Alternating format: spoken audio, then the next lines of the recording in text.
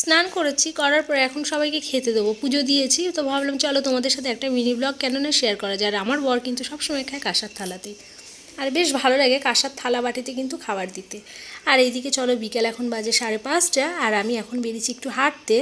তো রাস্তাঘাটগুলো এত ভালো লাগছে, আর এখানটা এক ঝাঁক ফুল হয়ে রয়েছে, আর তার সাথে দেখলে একটা ওই ভৌ ভৌ দৌড়ে এদিক থেকে ওদিক গেল। তো এই রাস্তা থেকে যাওয়ার পথেই পড়ে কিন্তু এই লিঙ্গেশ্বর বাবার মন্দিরটা। তো আমি ভাবলাম যে আমি তো প্রতিদিন দর্শন করতে পারি বাবাকে, কিন্তু তোমাদেরকেও আজকে একটুখানি শেয়ার করে দিই।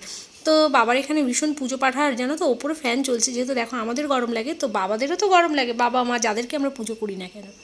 তো এই সিস্টেমটা খুবই ভালো লাগলো। আর এইখানটায় চলে এসেছি আমি কসবা মার্কেটের ঠিক অপোজিটে, না অপোজিটে ভুল বললাম, অ্যাক্রোপলিসের ঠিক অপোজিটে মায়ের মন্দিরটা দেখলাম, মনটা শান্ত হয়ে গেল। আর এইদিকে ফেরার পথে দেখলাম এই যে দেখো এখন কিন্তু সন্ধ্যা নেমে এসছে, আর এই জায়গাটা দেখো কিন্তু দেখলে মন প্রাণ সবই জুড়িয়ে যাচ্ছে।